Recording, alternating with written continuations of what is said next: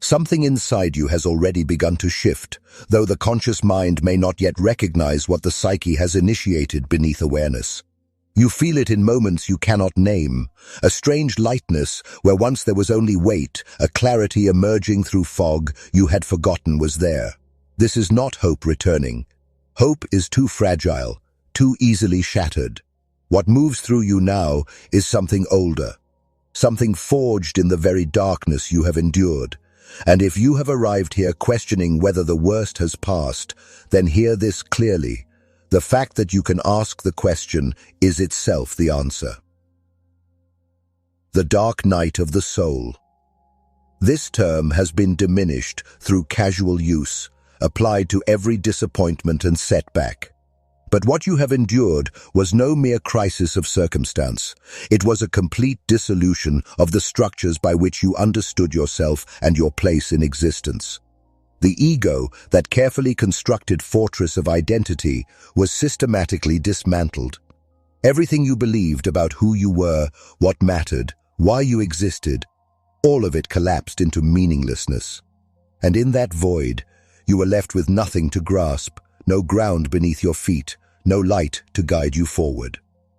Through years of studying the individuation process, what became clear was this: such dissolution is not random. The psyche does not torture without purpose. What presents itself as breakdown is often the only path to breakthrough, and the dark night serves a function that cannot be bypassed or shortcut. It burns away the false self. All the conditioning, the borrowed values, the identities you adopted to survive, but never chose. This fire is merciless because it must be. Anything less would leave the foundation compromised, and what you are being prepared to build requires solid ground. But here is what most fail to understand. The dark knee. G8 does not announce its completion with trumpets and revelations. There is no moment where darkness suddenly transforms to light, no single morning where you wake and find yourself healed. Instead, the emergence is subtle, occurring in layers you barely notice until you look back and see how far you have traveled. The signs are there, waiting to be recognized. And recognition itself becomes part of the healing, for it allows you to trust that what you sense is real, that you are not deceiving yourself with false hope. What I am about to reveal are 6 unmistakable markers that indicate the dark night has completed its work. These are not theoretical constructs. They emerged from decades of clinical observation, from sitting with those who descended into the abyss and returned transformed. Each sign represents a fundamental shift in how the psyche operates, and once you see them clearly, you cannot unsee them. You may not experience all 6 simultaneously. Individuation does not follow neat timelines, but if even 3 of these patterns have appeared in your life, then understand this. You are no longer in the dark night. You are standing in its aftermath, and what you do with this knowledge will determine everything that follows. The first sign reveals itself in your relationship with solitude, where once aloneness felt like punishment, a confirmation of your unworthiness, a sentence to be endured. It has now transformed into something else entirely. Not just tolerance of being alone, but an active seeking of it.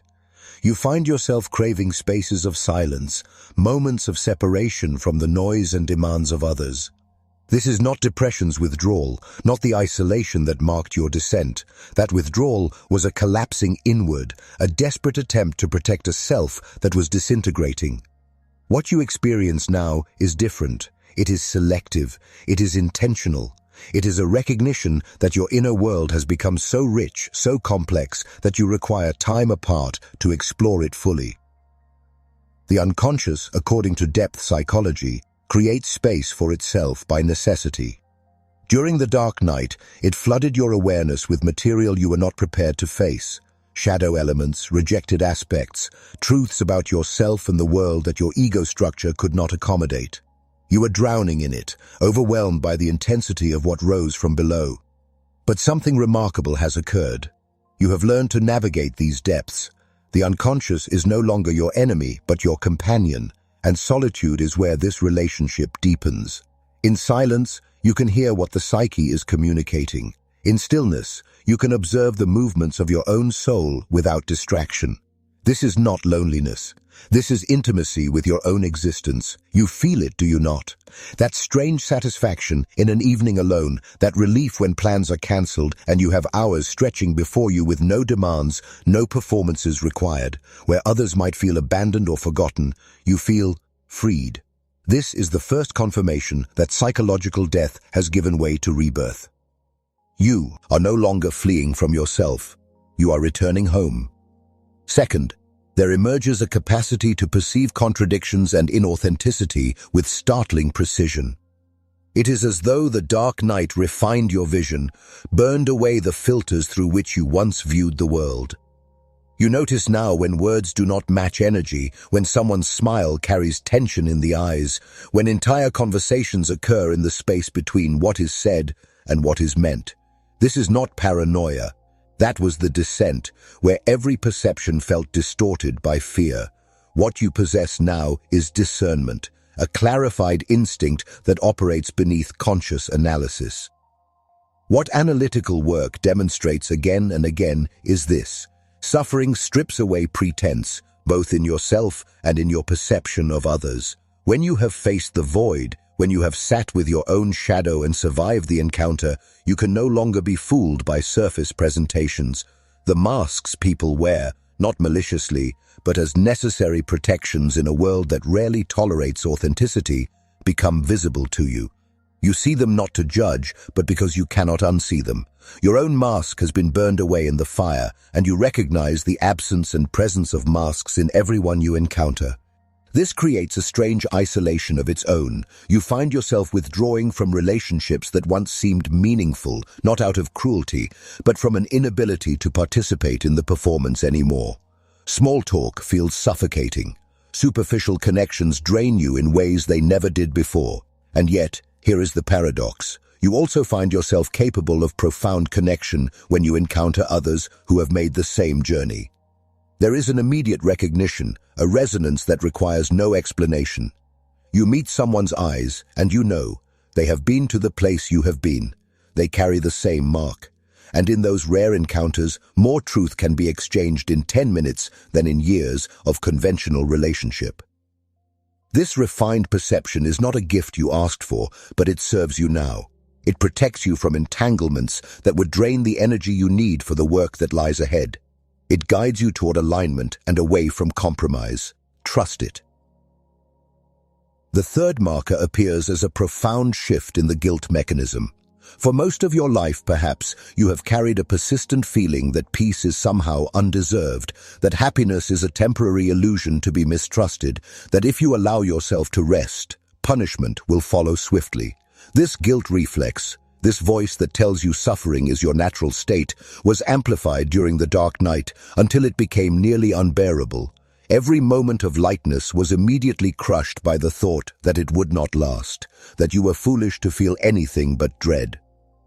You could not accept comfort, because comfort felt like a trap, a setup for inevitable disappointment. But observe what has changed. You notice now that you can experience a moment of genuine peace without immediately analyzing it, without waiting for the other shoe to drop, without scanning the horizon for approaching disaster. You laugh at something absurd, and the laughter is clean, uncomplicated by the voice asking what right you have to joy. You rest in an afternoon without productivity and feel no shame.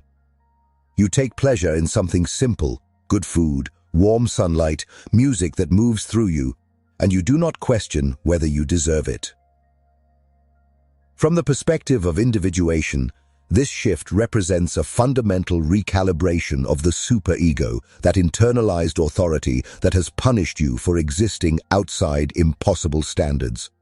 The dark night, in its dissolution of false structures, broke the power of this tyrannical inner judge. It had to, because you reached a point where you could no longer meet its demands. You simply stopped trying. And in that surrender, something unexpected occurred. The voice did not destroy you for failing, it lost its power instead.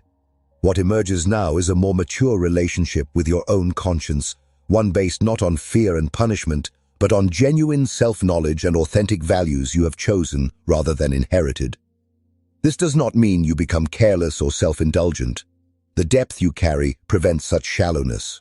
But you are no longer at war with yourself at every moment, no longer requiring your own suffering as proof of worth. Peace, when it comes, is allowed to exist.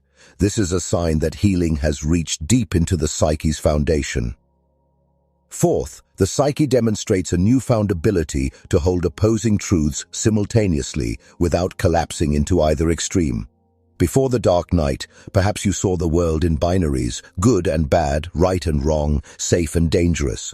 Or perhaps you tried to resolve every contradiction through logic, through finding the single correct answer that would eliminate ambiguity. The descent shattered this need for certainty. You learned, through brutal experience, that reality contains paradoxes that cannot be resolved, only endured. And now, on the other side, you find you have developed a tolerance for paradox that would have been impossible before. You can acknowledge your own capacity for harm without condemning yourself as irredeemably broken. You can recognize someone's genuine love for you while also seeing their limitations and failures. You can hold grief and gratitude in the same breath, can feel both terror at the fragility of existence and wonder at its strange beauty. Where once such contradictions would have created cognitive dissonance, an unbearable pressure to choose one truth and deny the other, they now simply coexist. You have learned that the psyche is large enough to contain multitudes, that maturity is not about resolving complexity into simplicity, but about expanding your capacity to live with complexity. This is what the alchemists understood when they spoke of the conjunctio, the union of opposites that produces something entirely new. The dark night was your crucible, the vessel in which your contradictions were heated until they could no longer maintain their separation. What emerges is not a bland le ground, not a compromise that satisfies no one. It is a third thing, an integration that transcends duality without denying the reality of either pole. You become capable of nuance, of seeing shades where others see only black and white. This makes you difficult to categorize, harder to predict, impossible to control through simple manipulation. You have become psychologically complex in the truest sense, and this complexity is your protection and your power. What emerges fifth is an organic capacity for boundary setting that requires no rehearsal or conscious effort. Before, perhaps you struggled with this. You said yes when you meant no, accommodated demands that drained you, allowed others to occupy space in your life and psyche that should have remained yours alone. Or perhaps you swung to the opposite extreme, building walls so high that no one could reach you, rejecting connection before it could reject you first. Either pattern, excessive porousness or rigid defense, indicated a self that did not yet know its own shape, its own limits, its own requirements for survival. The dark night taught you these limits through violation of them. You were forced to discover what you could and could not tolerate, what sustained you and what destroyed you, what was negotiable and what was not. This knowledge did not come through intellectual understanding.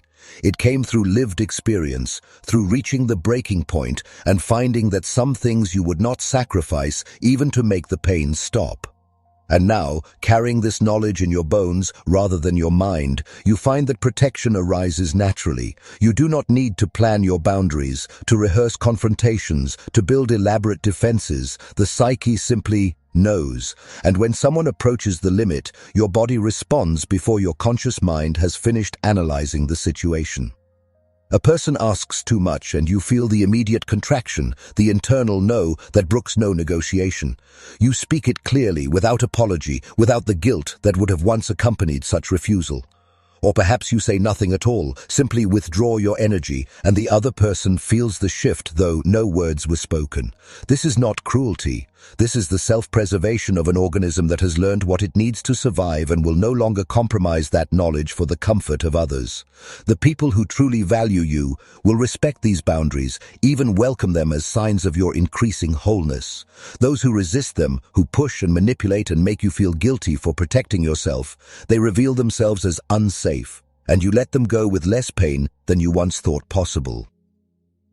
The final sign manifests as an inexplicable calm in the presence of uncertainty, not optimism, that shallow conviction that everything will work out fine, not hope, that fragile belief that clings to specific outcomes. Something deeper, something that has no name in common language, but which you recognize immediately when it moves through you. It is the knowledge that you have already survived the worst thing you could imagine surviving, and this has fundamentally altered your relationship with fear.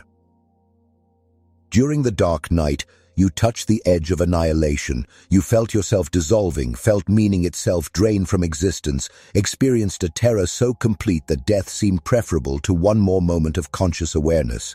And yet, here is the revelation that changes everything. You did not die.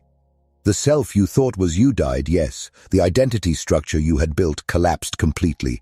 But something remained, some core of awareness, some spark of being that could not be extinguished even when everything else burned away.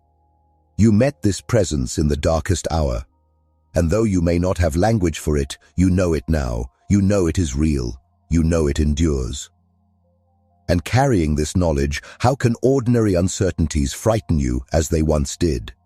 The job that might be lost, the relationship that might end, the future that cannot be predicted. These are real concerns, yes, worthy of attention and practical response, but they no longer touch the place of existential terror they once did. Because you know now, in a way that cannot be argued or reasoned away, that there is something in you that survives loss, that endures endings, that continues even when everything familiar has been stripped away. You have already died and been reborn. What else can life do to you that compares to what you have already endured? This strange peace, it comes and goes, does not remain constant. Some days fear still grips you, anxiety still spirals, old patterns still reassert themselves. But beneath it all, beneath even the worst moments of backsliding, there is a foundation that was not there before, a bedrock of calm that you can return to when you remember to look for it.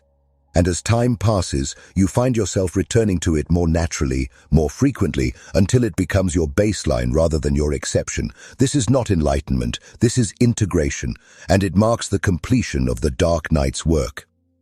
These 6 signs do not arrive all at once, packaged neatly with a ribbon and card announcing your transformation. The psyche does not work with such theatrical timing.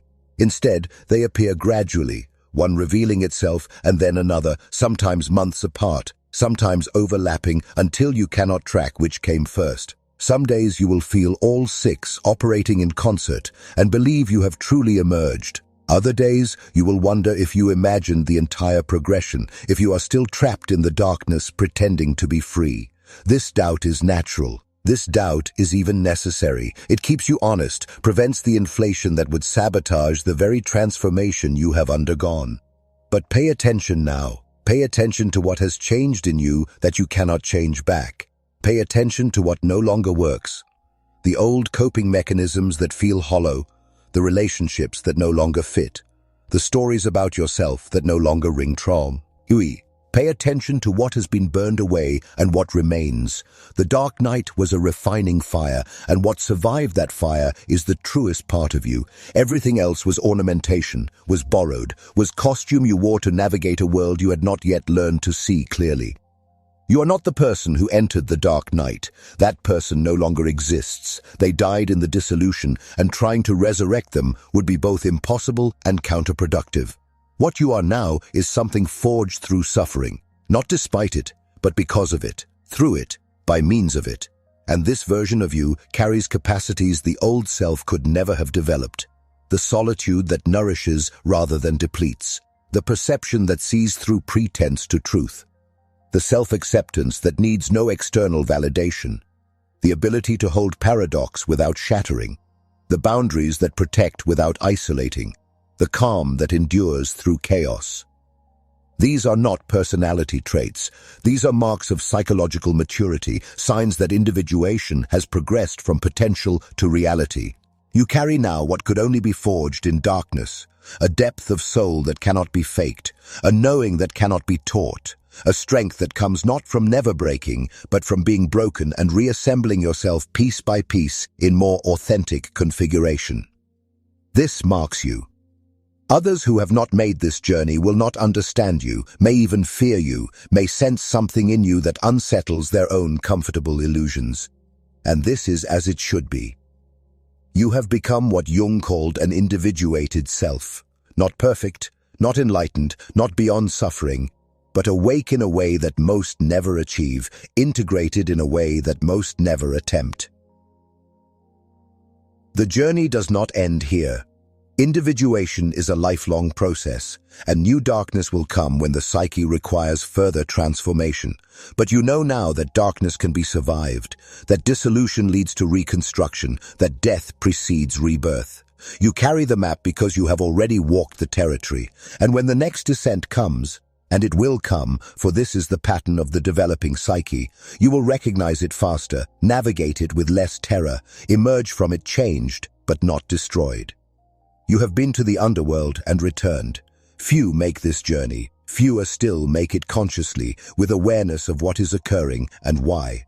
You are marked now as one who knows both realms, the surface world of light and daily life, and the deep world of shadow and transformation. You can move between them more fluidly than before, can descend when necessary and return when ready. This is your gift, born from your greatest suffering. This is what the dark night gave you in exchange for everything it took away. The question now is not whether you have emerged. You have, and these signs confirm it beyond doubt. The question is what you will do with what you have become, how you will lie. For now that you know what you know, who you will be now that you have been unmade and remade. The world needs those who have faced the void and returned. It needs your clarity, your depth, your refusal to accept comfortable lies. It needs the medicine that can only be carried by those who have been broken open and survived the breaking. You stand now at a threshold. Behind you, the dark night recedes into memory, though its lessons remain carved into your being. Before you, a life that must be built with new awareness, new capacity, new responsibility. You cannot unknow what you now know. You cannot return to the innocence of the unexamined life, but you would not want to, even if you could. Because what you carry now, the depth, the strength, the strange peace, is worth more than all the comfort you surrendered to gain it. Trust what has changed in you. Trust that the emergence is real, that you are not deceiving yourself, that the worst has truly passed. And when doubt returns, and it will return, for doubt is part of being human, remember these signs. Remember that your relationship with solitude has transformed, that your perception has been refined, that guilt no longer rules you, that paradox no longer destroys you, that boundaries arise naturally, that calm endures beneath chaos. These are not achievements you can lose. They are integrations that have become part of your psyche's structure. They are permanent alterations to how you process reality, and they mark you as one who has completed the journey from dissolution to reconstitution. The dark night is over. What remains now is the rest of your life, to live it with the wisdom you have earned, the depth you have gained, the truth you can no longer avoid. You are ready. You have always been ready. The psyche knew this before you did, and that is why it led you through the fire. Now, walk forward into whatever comes next, carrying the light that can only be found by those willing to endure complete darkness.